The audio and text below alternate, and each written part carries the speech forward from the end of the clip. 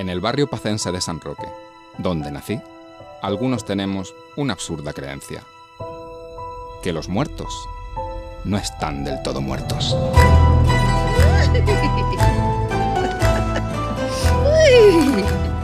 Este año también.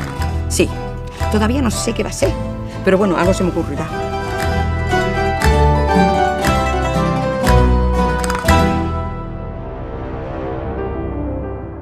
Chers amis de Cinéma Espagne, je suis Julián Quintanilla, le réalisateur du moyen-métrage espagnol El Mundo Entero, et c'est la troisième semaine qu'on est à l'affiche au Enca de Beaubourg. Merci beaucoup d'être tous venus. Et voilà, je suis un Espagnol qui a fait toutes ses études à Paris. Et je suis rentré en Espagne pour faire du cinéma espagnol, alors que je suis un peu mi-français. Et voilà, je suis très content de sortir mon film à Paris. Le rôle principal est joué par une comédienne espagnole, Blue Font. Et je vous invite tous à venir. Par contre, le dernier jour de El Mundo Entero à l'affiche est le mardi 19 décembre à 18h40. Donc ne ratez pas l'occasion de venir. Je serai là mardi prochain pour dire au revoir, car ça fait un an qu'on fait des tournées avec les films partout dans le monde, dans plein de festivals et dans des cinémas. Donc, mardi prochain, 18h40, mardi 19 décembre, ce sera la dernière projection dans un cinéma de El Mundo Entero. Voilà, ça sera à Paris et je suis très content. Je vous invite tous à venir. Voilà, merci beaucoup. Le rôle principal du film est le rôle de Lazzari, qui est basé sur la vie de ma mère, qui est décédée très jeune, à l'âge de 49 ans. Et je voulais la revoir, mais je ne pouvais pas. Donc je me suis dit, je vais faire un film où le rôle principal de ce film sera ma mère. Et je connais Loles Léon depuis très longtemps, parce qu'il y a 14 ans, on a fait un film ensemble, tout court, un film de 5 minutes, et ça marchait super bien et c'était le même rôle. Mais cette fois-ci, je voulais revoir ma mère au cinéma, et je voulais que plein de gens qui ne l'avaient pas vue depuis longtemps puissent avoir l'opportunité de la revoir. Parce qu'elle est morte à Madrid, elle n'est pas morte à Badajoz, sa ville de naissance. Donc en fait, Loles, c'est le même type de femme. C'est une femme forte, avec beaucoup de caractère, une femme que j'admire beaucoup. Et puis c'est une grande artiste et une grande comédienne, Blue Font est incroyable. Donc en fait, j'ai écrit les films pour elle. Sans Loles, je ne pourrais pas revivre Lazzari, et c'est elle qui a tout fait pour que Lazzari revienne sur Terre dans les films et qu'on puisse voir sa petite histoire. Voilà. Et moi, je suis très reconnaissant vers elle parce que c'est ma marraine cinématographique. Donc c'était grâce à elle aussi que j'ai pu faire ce film. Et c'est pour ça que là, en fait, c'est quand on lui demande, en fait, qu'est-ce que Lazzari vous a donné en tant que personnage, Loles, elle répond, bah, j'ai gardé son fils, qu'est-ce que vous voulez de plus? Donc ça me fait plaisir, en fait, parce qu'elle se considère ma deuxième mère. Et en plus, il a un fils de mon âge, c'est comme mon frère, en fait, son fils Bertoldo, comme Bertolt Brecht. Donc comme Fassbinder disait, finalement, le cinéma, ça peut faire une petite famille aussi. Et moi, je suis très content de l'avoir dans ma vie parce qu'elle est justement incroyable. Je suis né dans un quartier, le quartier de San Roque, à Badajoz, une ville du sud-est de l'Espagne. Et c'est une ville qui est dans la région d'Extremadure, qui est la région la plus oubliée de l'Espagne. Et moi, je ne supportais pas que cette ville, ce quartier, cette région soit oubliée dans le cinéma espagnol. Alors je me suis dit que je vais faire mes films dans les quartiers, dans la ville, dans la région où je suis né, car cette région est une beauté magnifique. Et moi, je compare mon quartier avec Macondo. C'est-à-dire pour moi, San Roque, c'est le Macondo d'Extremadure. Luis Buñuel appelait Extremadure un peu la terre sans pain. Donc vous pouvez imaginer que cette terre est une terre qui a passé dans l'oubli.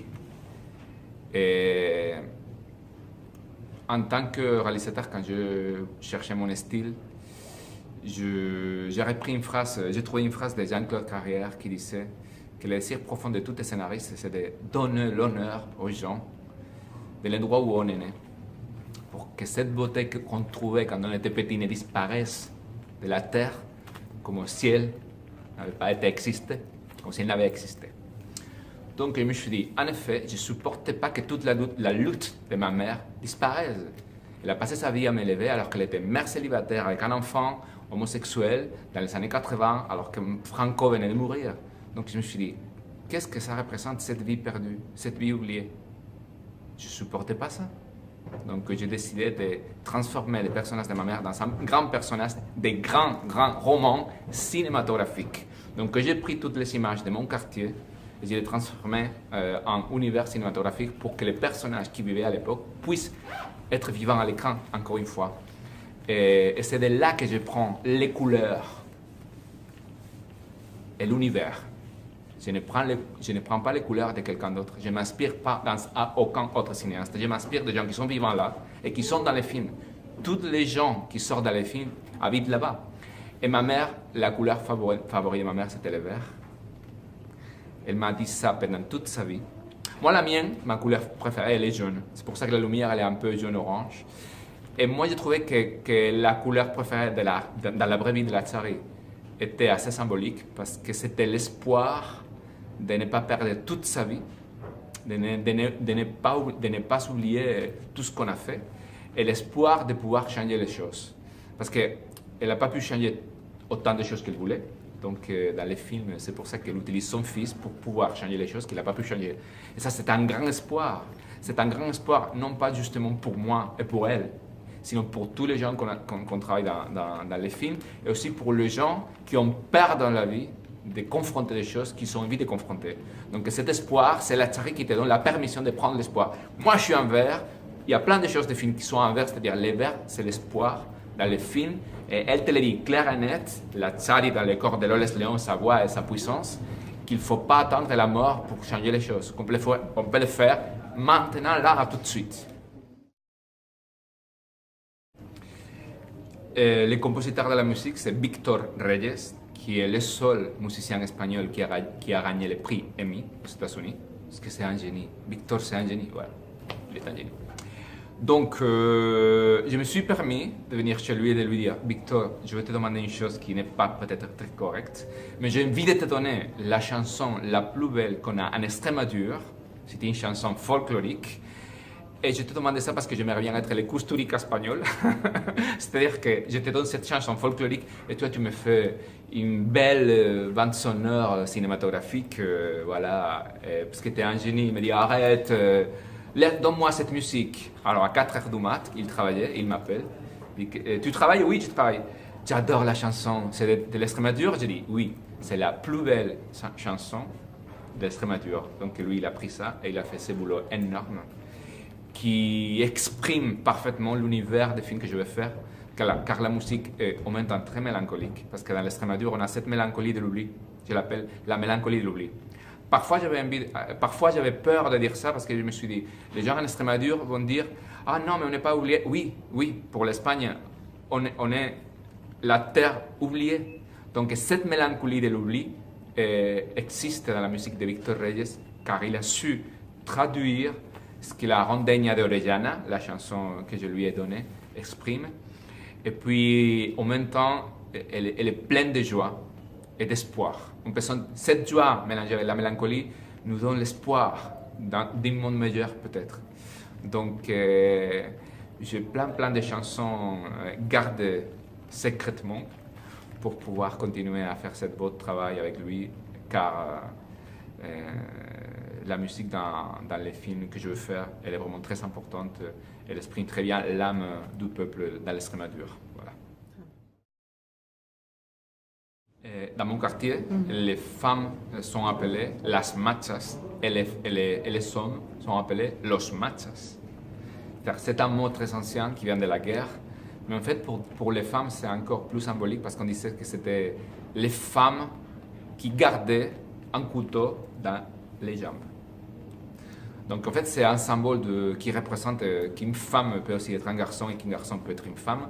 En fait ça représente toutes les luttes ailleurs la comparaison sexuelle. Donc en fait que les femmes de mon quartier soient appelées les machas, ça exprime bien une sorte de douleur cachée, qui est cachée derrière cette couleur magnifique que je montre dans les films. C'est-à-dire que les machas, elles sont fortes parce qu'elles souffrent beaucoup, mais elles ne vont pas rester dans la souffrance, elles vont rester dans la couleur, elles vont se confronter. Et dans cette confrontation, c'est les machas qui surgit. Et moi, je suis très fier de pouvoir avoir montré ça dans le film, parce qu'au milieu de toutes ces couleurs, des contes de feu que je voulais montrer, pour adoucir les récits, il y a cette femme forte qui apparaît et qui bouleverse l'audience. Elle fait même applaudir les gens au cinéma. Et moi, je trouve que c'est exactement la profondeur et lo brillante de ce genre de femmes qui sont dans l'extrémadure. Moi, quand je dis extrémadure, c'est bien extrême et dur. C'est exactement le nom de la région. Extremadura. Extrême et dur. Et là, on est comme ça parce que c'est une région oubliée qui ne veut plus l'être. Et qui ne sera pas, en tout cas, dans mes films. Mais dans toute l'Espagne et dans tous les pays, l'homophobie, moi, je dis toujours que c'est un sentiment qui est dans l'être humain. Donc, on ne peut pas l'effacer de la terre, mais on peut lutter et on peut éduquer. Et il ne faut pas avoir peur, mais on a peur parce qu'on est des êtres humains. Donc, on a peur des choses différentes. On a peur de l'inconnu, on a peur de la mort. Et donc, Lazzari, c'était une femme qui, un jour, a décidé de ne plus avoir peur. C'est pour ça qu'elle a élevé son fils toute seule. C'est pour ça, en fait, qu'elle coupait tout de suite toutes sortes de phobies. Et c'est pour ça que ce n'est pas un film contre l'homophobie seulement. C'est contre l'homophobie, contre la xénophobie, contre toutes les phobies, comme je l'appelle. Car il ne faut pas se taire. Et comme ma mère disait, es mejor ser una vez colorada que 100 amarilla. Il vaut mieux être une fois rouge que 100 fois jaune, de rage, et avoir un cancer, voilà. Donc, peut-être c'est dangereux de ne pas se taire. C'est dangereux, parfois. Et ce n'est pas politiquement correct. C'est pour ça qu'il y a parfois des gens qui regardent Lazzari qui disent « Ah, elle n'est pas trop politiquement correcte. » Et je dis non, parce que moi, je ne voulais pas la dessiner comme une sainte. C'est une femme qui ose. Et je crois que quand on ose, on ouvre une porte qui ne sera plus jamais fermée. Et cette ouverture nous amène des choses qui sont riches, qui sont bien, qui nous font du bien. Je te l'explique très simplement. Personne ne croyait en moi, sauf Loles Léon. Donc, je suis venu en France pour faire mes études de cinéma. Et en fait, en France, oui, ils ont cru en moi alors que j'étais personne. J'étais admis à l'école des scénaristes et c'était un grand plaisir. J'ai appris beaucoup de choses. Et j'ai écrit ce moyen-métrage parce que je voulais faire mon premier film dans cette ambiance et montrer l'univers et montrer ce que je suis capable de faire. Et je voulais le faire en Espagne alors que la France a été très généreuse avec moi et que je fais mes études ici. Mais moi, je suis très espagnol et j'adore la langue espagnole. Et en effet, j'écris beaucoup mieux en espagnol, même si en français, j'écris bien. Et je voulais tourner cette histoire de ma mère. Je ne pouvais plus supporter de ne pas la tourner. Alors, cette histoire faisait 30 minutes. Et je me suis dit, ok, c'est un cours, mais c'est un cours un peu long, donc je ne ferai aucun festival. Et je préparais une sorte de procédure économique, parce que j'ai fait la fac ici, j'adorais les cours, les matières d'économie du cinéma. Et je me suis dit, je vais proposer ça au cinéma pour leur dire, vous mettez ça entre 2 séances, c'est 30 minutes, ça vous empêche, voilà, ça vous empêche pas de faire la programmation, et vous prenez 3 euros, et comme ça, on peut sortir un nouveau format, parce que c'était la seule façon que j'avais de montrer mon travail. Personne ne m'aurait produit un film. Et d'ailleurs, ça fait 1 an et demi presque que je fais la promotion de ce film partout dans le monde, dans 60 festivals finalement, parce que j'ai été choisi, et que je parle du cinéma espagnol. Et aucun producteur en Espagne m'a même dit est-ce que tu as un projet. Personne ne s'intéresse à ce boulot. Alors qu'on a rempli les salles et que c'est les courts-métrages les plus vus et reconnus de l'année dernière. Et on a été même qualifié pour les Oscars parce qu'on a gagné les grands prix du jury à Cleveland et les prix du public. Alors en Espagne, aucun producteur s'est intéressé. Moi, je ne demandais pas, c'est-à-dire, mais c'est pour t'expliquer que voilà, si je ne tournais pas ces moyens-métrages par moi-même et je les produisais par moi-même, je crois que personne ne l'aurait fait. Et Loles, oui, Loles, elle croit en moi, c'est pour ça qu'elle travaille avec moi et elle me soutient beaucoup. Mais tu sais, pour faire du cinéma, on en a besoin de beaucoup de choses et surtout de beaucoup d'argent. Et donc, j'ai décidé de faire ça pour montrer ce que j'ai envie de faire et voir en fait si je peux faire un long métrage après et faire du cinéma, parce que j'adore faire du cinéma et j'adore rencontrer les gens, et parler avec les publics, j'adore. Et partager des histoires qui n'ont pas été racontées de l'extrémature, parce que je crois qu'en fait, toutes ces histoires parlent beaucoup de nous partout dans le monde. Il y a même, je suis sorti mon film en Chine, il y a plein de gens qui m'ont écrit, voilà, ça me fait plaisir. Il y a plein de gens qui m'ont écrit quand le film a été montré en Chine pour m'expliquer qu'ils étaient contents de voir le film, et ils avaient une identification avec Lazzari, alors que la Chine, quand même, c'est très différent de l'Extrémadure en Espagne. Donc voilà, pour vous parler du format, c'était la seule façon que j'avais pour pouvoir déclencher ma petite carrière aussi. En fait, on était qualifié pour les Oscars et candidat au prix Goya. Mais on n'a pas été choisi candidat pour les Oscars finalement. Et l'Académie de cinéma d'Espagne ne nous a pas choisi nominés pour cette année. Donc pour moi, ça va très bien parce que pour moi, le film est un succès. Je crois que c'est plutôt un échec de l'Académie de cinéma d'Espagne de ne pas nous avoir choisi, alors que j'ai passé une année à parler du cinéma espagnol partout. Donc, j'ai décidé de rester en France. Je ne vais pas rentrer en Espagne. Je reste en France pour terminer d'écrire mon long métrage et donner à mon public espagnol, qui est vraiment celui qui me suit, les meilleurs films possibles. Parce qu'ici, je me sens protégé et je vais voir si ici en France, je trouve quelqu'un qui ose produire un film à un réalisateur espagnol qui débute. Je vais faire un peu, je vais copier Luis Buñuel. Je vais essayer, parce que finalement, ce qu'il a fait, plein de réalisateurs sont venus en France parce qu'ici, voilà, il y a une vraie culture cinématographique, il y a une vraie industrie, et je ne sais pas comment je vais faire en Espagne alors maintenant qu'on n'a pas été ni dans les Oscars ni dans les Goya pour trouver un producteur, je ne sais pas comment faire. Donc je reste ici. J'ai habité ici pendant 7 ans, j'ai écrit mon long métrage et finalement, j'ai décidé de sortir mon film mardi prochain sur Internet. Parce que si jamais je fais 1 million de visites à 1 euro, parce qu'on sort le film à 1 euro, je pourrais faire mon long métrage.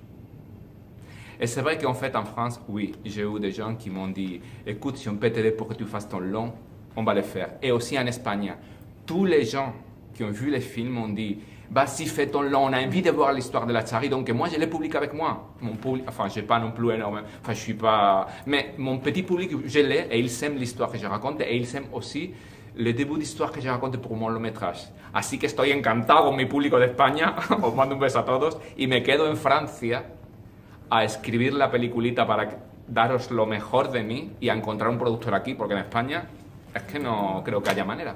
Je crois pas que, peut-être que je me trompe, mais en Espagne, je ne crois pas pouvoir trouver un producteur, alors que l'Académie de cinéma nous a sorti des prix Goya. Qu'est-ce que je peux faire?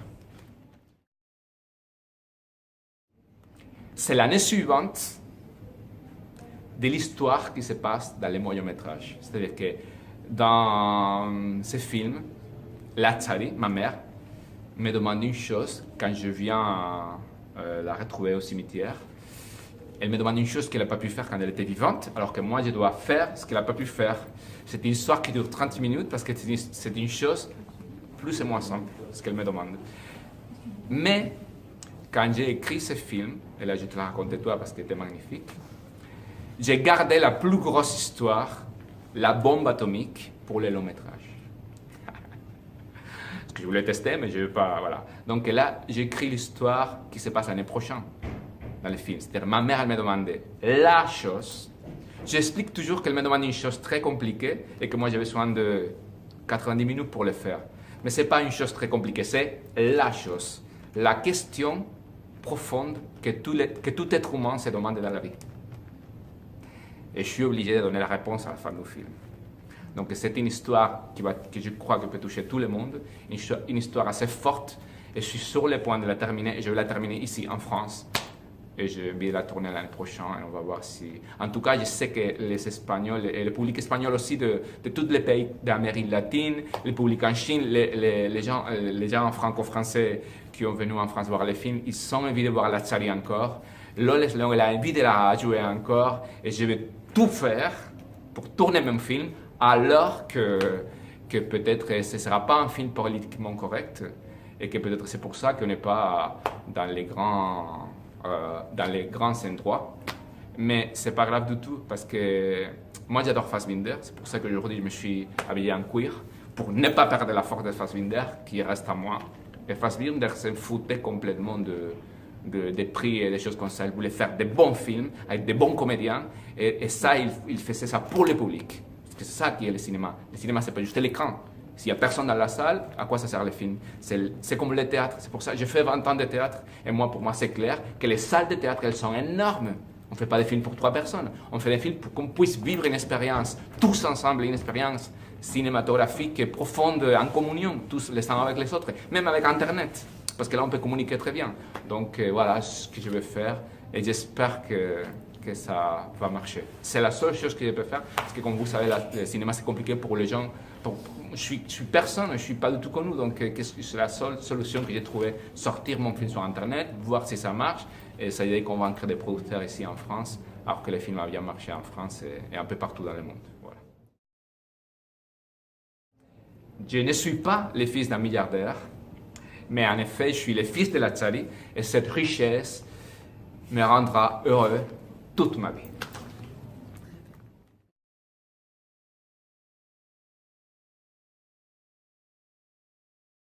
Pero que sepas que si fui al psicólogo fue por ti. Ya.